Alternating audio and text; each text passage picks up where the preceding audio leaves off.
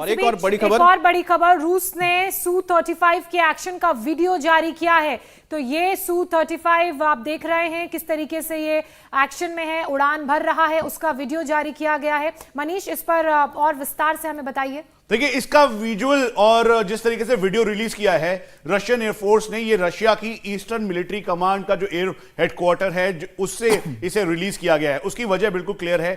वजह सिर्फ और सिर्फ यह है क्योंकि इस समय यूक्रेनियन से दावा कर रहे हैं कि कुल मिला के 48 की संख्या में उनके फाइटर जेट इग्ला, जेवलिन या स्टिंगर मिसाइल के जरिए अलग अलग लोकेशंस पे उन्होंने मार गिराया है। इसलिए जो डीमोटिवेटिंग फैक्टर है रशियन एयरफोर्स के सामने वो दिखाई दे रहा था। उसके अलावा जो रशियन एयरफोर्स के जो पायलट और को पायलट थे उनको वहां पे सीज करते हुए दिखाई दिया, उनको कस्टडी में लेते हुए दिखाई दिया और एट्रोसिटीज के कई सारे विजुअल्स आ रहे थे। इसीलिए सोचे समझे तरीके से एक बार रशियन एयरफोर्स ने अपनी एयर सुपीरियरिटी और एयर पावर दिखाने के लिए वीडियो रिलीज किया है। हम आपको यह भी बता दें कि इस समय रशियन बॉर्डर पे कुल मिला के 6 ऐसे एयरबेसेस हैं जिन्हें एक्टिवेट किया गया है और उन्हीं के जरिए Su-25, Su-24, Su-30, Su-35 ये वो फाइटर एयरक्राफ्ट हैं जो कि सरफेस टू जो एयर टू सरफेस और एयर टू एयर मिसाइल के साथ पूरी तरीके से लैस होकर आगे बढ़ रहे हैं। आपको ध्यान होगा मिनिस्ट्री ऑफ फाइनेंस के जो इस समय मिनिस्टर हैं यूक्रेन में, दिमित्री कोल्बे, उन्होंने इस बात को कहा था कि 500 kg और 1000 kg के जो बॉम्ब्स हैं वो इस समय रशियन एयरफोर्स बॉम्ब कर रही है। दरअसल ये वही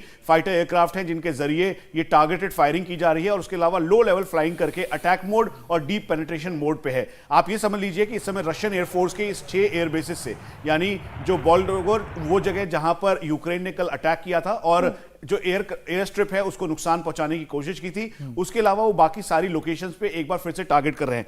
जो हमारे पास जानकारी है उसके मुताबिक बिल्कुल क्लियर है कि वो एयर बेसेस जो कि एडजॉइनिंग एयर बेसेस हैं जिनमें सबसे बड़ी बात है कि अगर हम कह रहे हैं कि 9 बजे से लगातार वहां पर अब फिर से सीज फायर की शुरुआत हो जाएगी, तो उसके पहले अगर वहां सायरन बजता है तो टीकू सर उसका मतलब क्या हो जाता है? देखिए, अभी हमेशा ऐसा होता है जब सीज फायर होने वाला होता है तो उससे पहले दोनों ट्रूप्स जो हैं, दोनों पक्ष जो हैं एडवांटेजस पोजीशन में आना चाहते हैं। तो हमेशा सीज फायर से पहले बहुत घमासान युद्ध होता क्योंकि उनको मालूम है 9:30 बजे के बाद पूरी फायरिंग सीज हो जाएगी। और इस वक्त की एक बड़ी खबर आ रही है जिसका सभी को अंदेशा था कि एक बार फिर से ब्रिटेन के वॉलंटियर्स, वो वॉलंटियर्स जो कि लड़ाके की फॉर्म में हैं, वो यूक्रेन पहुंच गए हैं। इसमें रॉयल मरीन्स और वो वेटरन्स हैं जो कि अलग अलग मशीनरीज के लिए काम कर रहे थे, युद्ध के लिए वो इस समय पहुंच गए हैं। तस्वीरों में दिखाई दे रहा है ये ब्रिटिश वॉलंटियर्स हैं जो कि इस समय यूक्रेनियन फोर्स के साथ मिलकर रशिया को जवाब देने के लिए इस समय यूक्रेन में दाखिल हो चुके हैं। अलग अलग मीडियम से, चाहे वो बसेस हो, ट्रेन हो, उसके जरिए ये इंटरनेशनल फोर्स के तौर पर इस समय यूक्रेन की मदद करने के लिए पहुंचे हैं। लेकिन हमें याद रखना होगा, व्लादिमीर पुतिन ने इस बात को कहा था कि जो जो इस समय वॉलंटियर्स उनका साथ दे रहे हैं वो यानी रशिया के खिलाफ है, इसीलिए कोई भी यहां पर उनको वेटेज नहीं दी जाएगी। ऑडियो हम सुन पाते तो समझ सकते थे, क्या इंग्लिश बोल रहे हैं तो समझ पाएंगे क्या बोल रहे हैं। अगर ऑडियो उसका बढ़ा दें आप। देखिए किस भाषा में बात कर रहे हैं ये तो समझ नहीं आ रहा है। England, basically we're here to help stop the invasion of Ukraine. Hopefully, we'll win. इसमें तो कह तो रहे हैं कि ये ब्रिटेन से, इंग्लैंड से आए हैं और यहाँ पर यूक्रेन की मदद करने के लिए आए। लेकिन बड़ी बात है कि एक बहुत बड़ी आबादी जो है एक्सपैट्स की, या कह सकते हैं कि बहुत यूक्रेन के काफ़ी जो लोग हैं वो यूके में, ब्रिटेन में काम कर रहे हैं कई सालों से। यहाँ पर हमारे साथ जनरल बंसल भी जुड़ गए हैं। सर, जो हम तस्वीर दिखा रहे हैं, आपको क्या लग रहा है ये सही तस्वीर है कि अगर ब्रिटेन के वॉलंटियर्स आकर लड़ेंगे यूक्रेन में रूस के खिलाफ, कहीं ये जो लड़ाई उसको स्पिल तो नहीं कर देगी? देखिए, यहाँ पर ये बहुत इम्पोर्टेंट है जानना कि कुछ जो है वेटरन्स अमेरिका से भी आए हैं। सिर्फ जो एक यहाँ पे थोड़ा लीगल या बहुत ही एक एथिक इशू है कि जब तक नाटो डायरेक्ट इसमें सम्मिलित नहीं होता, चाहे वो बाहर से हथियार दे रहा है या वॉलंटियर आ रहे हैं, तो इसमें जो है कोई रूस उस पर उनको बहाना नहीं मिलता है कि वो अटैक किया जाए। तो ये बाहर से जो लोग आ रहे हैं, वहाँ पर करीब 16,000 ऐसे जो फॉरेनर्स हैं वो आके वहाँ लड़ रहे हैं और जो यूक्रेन के अपने निवासी बाहर हैं वो भी आए हुए हैं। तो एक ये बहुत ही बड़ी चीज़ है कि यूक्रेन के लोगों के साथ में जो एक लड़ाई के मैदान में कर्नल आना, टिकू, ये एथिकल हो सकता है कि उसको यूज कर्नल ना करे टिकू, रशिया? मैं एक सवाल और जोड़ना चाहूंगी। एक तरफ हम सीज फायर की बातें सुन रहे हैं, दूसरी तरफ आज तीसरे दौर की भी बातचीत दोनों देशों के बीच होनी है। इस तरह से इंग्लैंड से इन वॉलंटियर्स का यहां पर पहुंचना, भले ही यूक्रेनियन नागरिकता ये रखते हो, तो क्या इंग्लैंड ने सीधे रशिया से चुनौती ले ली है? नहीं, ये मेरे ख्याल से बहुत गलत टाइम पर हुआ है, क्योंकि मेरे ख्याल से 1 घंटे में, 1-1.25 घंटे में सीज फायर लागू होने वाला है। और आप उसी टाइम ये वीडियो दिखा रहे हैं कि इंग्लैंड से जो है वॉलंटियर्स आ रहे हैं लड़ने के लिए, तो मतलब पहले ही आप चाहते हैं कि सीज फायर जो बातचीत है वो नाकामयाब हो जाए। क्योंकि अगर ये अलग बात है कि वो वॉलंटियर्स हैं, मर्सनरीज हैं, द पॉइंट ये है कि वो इंग्लैंड से आ रहे हैं, वो तो खुद ही बता रहे हैं। बिल्कुल। ये बंसल साहब ने भी कहा कि अमेरिका से भी आ रहे हैं, तो इसमें तो उन स्टेट्स को जहां से ये आ रहे हैं उन्हीं को प्रिवेंट करना चाहिए उनको आने से, क्योंकि आप उनको भेज रहे हैं तो आप भी किसी न किसी हद तक शामिल हो जाते हैं। तो मैं मानता हूं कि ये बहुत गलत टाइम में ऐसा हो रहा है कि जो बोलते ना इसमें आ गए उसमें और घी डाल रहे हैं, खासतौर पर इसमें नेटो और जो दूसरे देश है। लेकिन आपको बताते हैं आखिरकार जो हम कह रहे हैं कि सीज फायर होने जा रहा है, तो सीज फायर होगा तो किन किन इलाकों में इसका असर देखने को मिलेगा, मैप के जरिए समझाते हैं, क्योंकि लड़ाई कहां चल रही है वो हम आपको समझा देते हैं।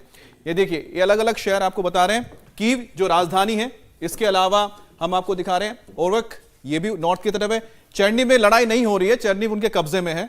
और जाइटोमोर जो कि बिल्कुल कीव के साथ वाला इलाका है, वहां पर भी इस वक्त लगातार हमले हो रहे हैं। मारियोपोल एक बहुत इंपॉर्टेंट शहर है जो डोनेट्स्क का इलाका, और यहां पर लड़ाई चल रही है। और लगभग इसको मान के चलिए कि इस इलाके से आज जब इवैक्यूएशन हो जाएगा तो ये पूरी तरह से रशिया के कब्जे में आ जाएगा। खार्किव में बहुत जबरदस्त जंग है, और सूमी में हमारे स्टूडेंट्स फंसे हुए हैं 700, उनको फायदा होगा जब आज जंग खत्म हो जाएगी। मनीष, सबसे ज्यादा फायदा सुमी को होने जा रहा है। सुमी को होगा क्योंकि क्लोज प्रॉक्सिमिटी उसकी रशिया के साथ है।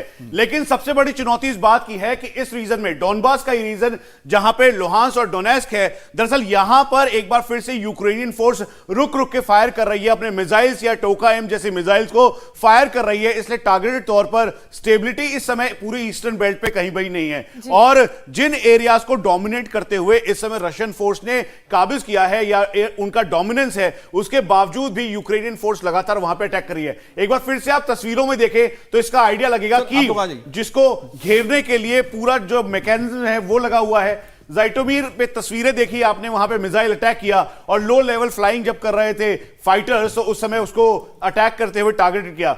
चेरनेव पे लगातार एम्बुश किए जा रहे हैं। उसके साथ साथ ये वो एरियाज हैं जहां पर घेराबंदी कर इस समय रशियंस और यूक्रेनियंस आमने सामने हैं। कर्नल टिकू, जो घेराबंदी हुई है, क्योंकि आप हमको समझा सकते हैं कि जो घेराबंदी हो रही है, इस घेराबंदी से आपको लग रहा है कि रूस का जो प्लान है, वॉर प्लान, वो जमीन पर उतरता नजर आ रहा है आपको?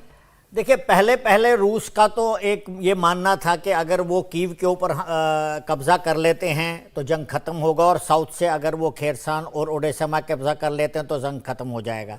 लेकिन मुझे लगता है ऐसा हो नहीं रहा है। और अभी आप देखेंगे तकरीबन 12 ऐसे टाउन्स हैं, और ये वो टाउन है जहां पर यूक्रेनी सेना के बड़े गैरिजन्स हैं। सब में अभी लड़ाई चल रही है, क्योंकि जब तक रूस को अब ये लग रहा है कि जब तक हम इन शहरों को अपने कब्जे में नहीं लेंगे, उनको कंप्लीटली सप्रेस नहीं करेंगे, वहां से जो फायर आ रहा है, वहां से जो यूक्रेन फोर्सेस लड़ रहे हैं, तब तक उनकी जो जीत है यूक्रेन के ऊपर पूरी नहीं होगी। इसलिए पूरे शहरों में जो है तकरीबन एक साथ लड़ाई चल रही है। अच्छा, आपको समझा देंगे, आपको जो कलर्स नजर आ रहे हैं इसको कलर से समझ जाइए कि किन किन इलाकों में लड़ाई हो रही है और किन में नहीं हो रही। ये जो इलाका देख रहे हैं कब्जे में आ चुका है, इसलिए इसका ये कलर है।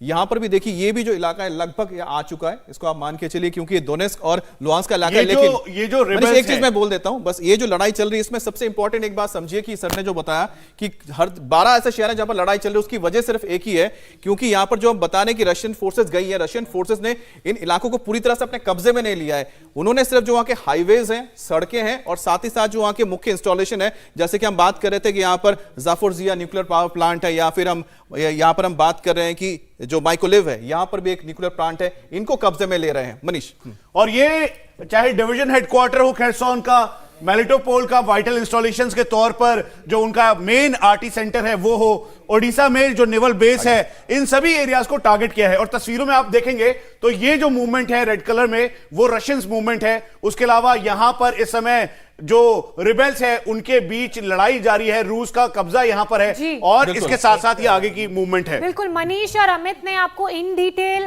इस ग्राफिक्स के जरिए, मैप के जरिए समझाया कि किस तरह से यूक्रेन में लड़ाई चल रही है, कौन कौन से इलाकों में कब्जा कर लिया गया है। इंडिया टीवी हर वक्त हर जगह डाउनलोड करने के लिए सर्च करें India TV news Google play store या ऐप स्टोर पर।